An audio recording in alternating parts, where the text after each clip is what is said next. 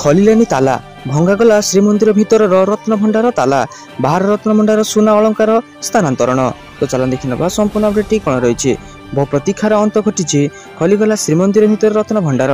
ଚାବିରେ ନ ଖୋଲିବାରୁ 3ଟି ତାଲା କଟାଯାଇ ଭିତର ରତ୍ନଭଣ୍ଡାର ଖୋଲାଯାଇଛି। ଭିତର ରତ୍ନଭଣ୍ଡାରରେ ଆଲମାରୀ ଓ ସିନ୍ଦୁକ ରହିଛି ବୋଲି କମିଟି ପକ୍ଷରୁ ସୂଚନା ଦିଆଯାଇଛି। ତେବେ ସମୟ ଅଭାବରୁ ଭିତର ରତ୍ନଭଣ୍ଡାରରେ ଥିବା ଅଳଙ୍କାର ସ୍ଥାନାନ୍ତରଣ କରାଯାଇପାରି ନାହିଁ। କେବଳ ଭିତର ରତ୍ନଭଣ୍ଡାରକୁ କମିଟି ଦେଖି ଚାଲି ଆସିଥିଲେ। ତେବେ ବାହାର ରତ୍ନଭଣ୍ଡାରରେ ଥିବା ସମସ୍ତ ଅଳଙ୍କାରକୁ ସିନ୍ଦୁକରେ ଷ୍ଟ୍ରଙ୍ଗ ରୁମ୍କୁ ସ୍ଥାନାନ୍ତରଣ କରାଯାଇଛି। ପ୍ରଥମ ଦିନର କାମ ଶେଷ ହୋଇଛି ବୋଲି ମନ୍ଦିର ପ୍ରଶାସକ ଅରବିନ୍ଦ ପାଢ଼ୀ ସୂଚନା ଦେଇଛନ୍ତି। ଦିନ 12:30ରେ ଶ୍ରୀମନ୍ଦିରରେ ପ୍ରବେଶ କରିଥିଲେ 11 ଜଣ ସଦସ୍ୟ। ଦିନ 1:28ରେ ଶୁଭ ମୁହୂର୍ତ୍ତରେ ରତ୍ନଭଣ୍ଡାର ଖୋଲିବା ପ୍ରକ୍ରିୟା ଆରମ୍ଭ କରାଯାଇଥିଲା। ପ୍ରଥମେ 3ଟି ତାଲା ଖୋଲିବା ପରେ ବାହାର ରତ୍ନଭଣ୍ଡାର ଭିତରକୁ ପ୍ରବେଶ କରିଥିଲେ 2 ଜଣ ତଦାରଖ କମିଟି ସଦସ୍ୟ, ଶ୍ରୀମନ୍ଦିର ମୁଖ୍ୟ ପ୍ରଶାସକ, ଜିଲ୍ଲାପାଳ, ଏସ୍ପି, ଏଏସ୍ଆଇ ଅଧିକାରୀ, ଗଜପତିଙ୍କ ପ୍ରତିନିଧି ଏବଂ 5 ସେବାୟତ। ସରକାରଙ୍କର ଏସ୍ଓପି ଅନୁଯାୟୀ ବାହାର ରତ୍ନଭଣ୍ଡାରରେ ଥିବା ସମସ୍ତ ଅଳଙ୍କାରକୁ ସ୍ଥାନାନ୍ତରଣ କରାଯିବା ପ୍ରକ୍ରିୟା ଆରମ୍ଭ ହୋଇଥିଲା। ଅସ୍ଥାୟୀ ଷ୍ଟ୍ରଙ୍ଗ ରୁମ୍କୁ ବାହାର ରତ୍ନଭଣ୍ଡାରରେ ଥିବା ସମସ୍ତ ଅଳଙ୍କାରକୁ ସ୍ଥାନାନ୍ତରଣ କରାଯାଇଛି ଏବଂ ସେଥିରେ ନୂଆ ତାଲା ପକାଯାଇଛି। ତ ଚାଲ ଦେଖିବା ପରବର୍ତ୍ତୀ ଅପଡେଟ୍ କ'ଣ ରହିଛି। ଖୁବ୍ ଶୀଘ୍ର କମିଯିବ ଟମାଟୋ, ପିଆଜ ଏବଂ ଆଳୁର ମୂଲ୍ୟ, ସରକାର ନେଲେ ନିଷ୍ପତ୍ତି। ବିଲାତି ପିଆଜ ଏବଂ ଆଳୁର ମୂଲ୍ୟ ସାରା ଦେଶବାସୀକୁ କନ୍ଦାଇ ସାରିଲାଣି। ପ୍ରଥମେ ଅଧିକ ଗରମ ଏବଂ ପରେ ବର୍ଷା ପାଇଁ ଏହି ପନିପରିବାର ମୂଲ୍ୟ ବଢ଼ିବାରେ ଲାଗିଛି। ବର୍ତ୍ତମାନ ସରକାର ଆଶା ଦେଇଛନ୍ତି ଯେ ଏପରି ପରିସ୍ଥିତି ପରିବର୍ତ୍ତନ ହେବା ପରେ ଯାଇ ମହଙ୍ଗା ମାଡ଼ରୁ ଆଶ୍ୱସ୍ତି ମିଳିପାରିବ। ଦକ୍ଷିଣ ଭାରତ ରାଜ୍ୟମାନଙ୍କରେ ମଧ୍ୟ ଯୋଗାଣରେ ବୃଦ୍ଧି ପାଇବା ବୋଲି ଆଶା କରାଯାଇଛି। ମନ୍ତ୍ରାଳୟ ସୂଚନା ଅନୁଯାୟୀ ଟମାଟୋର ହାରାହାରି ଖୁଚୁରା ମୂଲ୍ୟ 12 ଜୁଲାଇ କିଲୋଗ୍ରାମ ପିଛା 65 ଟଙ୍କା 21 ପଇସା ରହିଥିଲା। ଗତ ବର୍ଷ ଏହି ରେଟ୍ 53 ଟଙ୍କା ରହିଥିଲା। ଦିଲ୍ଲୀରେ ଟମାଟୋ ହିମାଚଳ ପ୍ରଦେଶ ଏବଂ ଉତ୍ତରାଖଣ୍ଡରୁ ଆସିଥିଲା। ଆନ୍ଧ୍ରପ୍ରଦେଶ ଏବଂ କର୍ଣ୍ଣାଟକରୁ ହାଇବ୍ରିଡ୍ ଟମାଟୋ ଆସିବା ପରେ ମୂଲ୍ୟ କମିଥିଲା। ସରକାର ଟମାଟୋର ସବସିଡି ବିକ୍ରି ପୁଣି ଥରେ ଆରମ୍ଭ କରିପାରିବେ ନାହିଁ। ଗତ ବର୍ଷ ମୂଲ୍ୟ 110 ଟଙ୍କା ହୋଇଥିବା ବେଳେ ଏହି ଉପାୟ ଲାଗୁ କରାଯାଇଥିଲା। ତ ଚାଲନ୍ତୁ ଦେଖିବା ପରବର୍ତ୍ତୀ ଅପଡେଟ୍ କ'ଣ ରହିଛି। ଜିମ୍ବାୱେ ବିପକ୍ଷରେ ଭାରତ 4-1ରେ ସିରିଜ୍ ବିଜୟୀ। ତ ଚାଲନ୍ତୁ ଦେଖିନେବା ସମ୍ପୂର୍ଣ୍ଣ ଡିଟେଲ୍ସଟି କ'ଣ ରହିଛି। ଜିମ୍ବାୱେ ବିପକ୍ଷରେ 5ତମ ଅନ୍ତିମ T20 କ୍ରିକେଟ୍ ମ୍ୟାଚ୍ରେ ଭାରତ 42 ରନ୍ରେ ବିଜୟ ହାସଲ କରିଛି। ଏଥିସହ ଟିମ୍ ଇଣ୍ଡିଆ 5 ମ୍ୟାଚ୍ ବିଶିଷ୍ଟ ସିରିଜ୍କୁ 4-1ରେ ଜିତି ନେଇଛି। ପ୍ରଥମେ ବ୍ୟାଟିଂ କରି ଭାରତ 6 ୱିକେଟ୍ ବିନିମୟରେ 167 ରନ୍ ସଂଗ୍ରହ କରିଥିଲା। ସଞ୍ଜୁ ସାମସନ୍ 45 ବଲ୍ରୁ ଦ୍ରୁତ 58 ରନ୍ ସଂଗ୍ରହ କରିଥିଲେ।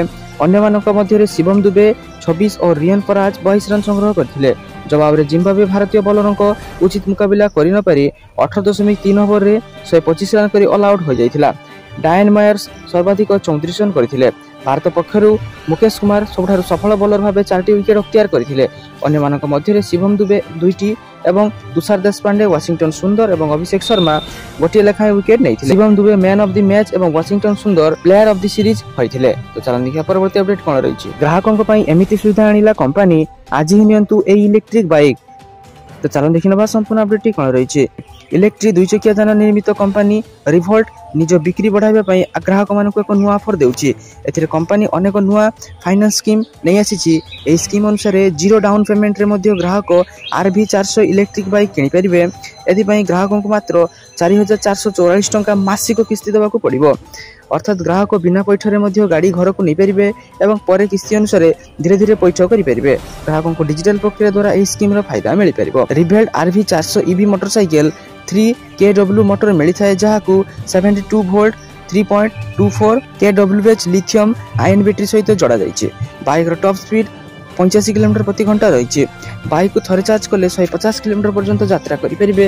ବାଇକ୍ରେ 3 ରାଇଡିଂ ମୋଡ୍ ଇକୋ, ନର୍ମାଲ ଏବଂ ସ୍ପୋର୍ଟ ମିଳିଥାଏ। ଫୋର୍କ୍ସ ଫ୍ରଣ୍ଟ ସହିତ ରିୟରରେ ମନୋସକ୍ ସସ୍ପେନ୍ସ ମିଳିଥାଏ। ଏହା ଭାରତର ପ୍ରଥମ ଇଲେକ୍ଟ୍ରିକ୍ ବାଇକ୍ ଯେଉଁଥିରେ କୃତ୍ରିମ ବୁଦ୍ଧିମତ୍ତା ବ୍ୟବହାର କରାଯାଇଛି। ଏଥିରେ ଅନେକ ସ୍ମାର୍ଟ ଫିଚର ମଧ୍ୟ ରହିଛି, ଯଥା remote smart support, real time information, Jio facing ଇତ୍ୟାଦି ସାମିଲ ରହିଛି। ତ ଚାଲନ୍ତୁ ଦେଖିବା ପରବର୍ତ୍ତୀ ଅପଡେଟ୍ କ'ଣ ରହିଛି। ଆଧାର କାର୍ଡଧାରୀଙ୍କୁ ମାଗଣାରେ 3ଟି ଗ୍ୟାସ୍ ସିଲିଣ୍ଡର ବାସ୍ କରିବାକୁ ହେବ ଏହି ଛୋଟ କାମ। ତ ଚାଲନ୍ତୁ ଦେଖିନେବା ସମ୍ପୂର୍ଣ୍ଣ ଅପଡେଟ୍ଟି କ'ଣ ରହିଛି। ଆଧାର କାର୍ଡ ଥିଲେ ମିଳିବ 3ଟି ମାଗଣା ସିଲିଣ୍ଡର। ଜାଣନ୍ତୁ କ'ଣ କରିବାକୁ ପଡ଼ିବ। ତେଲେଙ୍ଗାନାରେ ନିର୍ବାଚନ ପ୍ରତିଶ୍ରୁତିରେ 3ଟି ମାଗଣା ସିଲିଣ୍ଡର ପ୍ରଦାନ କରିବାକୁ ରାଜ୍ୟ ସରକାର ଘୋଷଣା କରିଥିଲେ। ଏହି କ୍ରମରେ ଯଦି EKYC ପୁରା ନ କରିବେ ତେବେ ଗ୍ୟାସ୍ ମିଳିବ ନାହିଁ ବୋଲି ଲୋକମାନେ ଚିନ୍ତା କରୁଛନ୍ତି, ଯାହାକି ସମ୍ପୂର୍ଣ୍ଣ ଭାବେ ଠିକ୍ ନୁହେଁ। ସେପଟେ କେନ୍ଦ୍ର ସରକାର KYC ପ୍ରସଙ୍ଗରେ ଏକ ଗୁରୁତ୍ୱପୂର୍ଣ୍ଣ ଘୋଷଣା କରିଛନ୍ତି। KYC କରିବାର ସମୟସୀମା ନାହିଁ। ଏହାର ଅର୍ଥ EKYC ଏକ ନିରନ୍ତର ପ୍ରକ୍ରିୟା। କିନ୍ତୁ ଲୋକମାନେ ଅନୁଭବ କରୁଛନ୍ତି ଯେ ସେମାନେ ମାଗଣା ସ୍କିମ୍ ଅଧୀନରେ ସିଲିଣ୍ଡର ପାଇବେ ନାହିଁ। ଏହା ପୂର୍ବରୁ ସେମାନେ ସଂଘର୍ଷ କରି EKYC ସମ୍ପୂର୍ଣ୍ଣ କରୁଛନ୍ତି। କିନ୍ତୁ ଗ୍ୟାସ୍ ବିତରକମାନେ ନିକଟକୁ ଯାଇ EKYC ସମ୍ପୂର୍ଣ୍ଣ କରିବା ପାଇଁ ଘଣ୍ଟା ଘଣ୍ଟା ଧରି ଛିଡ଼ା ହେବାର କୌଣସି ଆବଶ୍ୟକତା ନାହିଁ। ଆପଣ ଏହି କାମ ଘରେ ବସି ମଧ୍ୟ ସମ୍ପୂର୍ଣ୍ଣ କରିପାରିବେ। ଆପଣଙ୍କର ଗ୍ୟାସ୍ କମ୍ପାନୀର ମୋବାଇଲ ଆପ୍ ମାଧ୍ୟମରେ KYC ସମ୍ପୂର୍ଣ୍ଣ କରିପାରିବେ। ଏହା ଆହୁରି ସହଜ, ଆପଣଙ୍କୁ କାହାକୁ ଅପେକ୍ଷା କରିବାକୁ ପଡ଼ିବ ନାହିଁ। ଏହି ଉପାୟରେ ଆପଣ ସିଲିଣ୍ଡର KYC ପୂରଣ କରିପାରିବେ।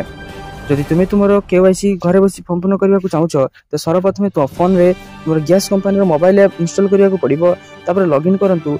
KYC ଏକ ବିକଳ୍ପ ରହିଛି। ଏହା ମାଧ୍ୟମରେ ଆପଣ ଆଧାର ନମ୍ବର ପ୍ରବେଶ କରିପାରିବେ, OTP ପ୍ରବେଶ କରନ୍ତୁ ଏବଂ କିଛି ମୁହୂର୍ତ୍ତ ପରେ KYC ସମ୍ପୂର୍ଣ୍ଣ ହୋଇଯିବ। ତ ସାରାଦିନ ପରି ବଛା ବଛା ଏବଂ ଗୁରୁତ୍ୱପୂର୍ଣ୍ଣ ଖବର ଜାଣିବା ପାଇଁ ଆମ ଚ୍ୟାନେଲକୁ ସବସ୍କ୍ରାଇବ୍ କରି ରଖନ୍ତୁ ଏବଂ ଆମ ଭିଡ଼ିଓ ଗୋଟେ ଲାଇକ୍ କରିଦିଅନ୍ତୁ। ଧନ୍ୟବାଦ।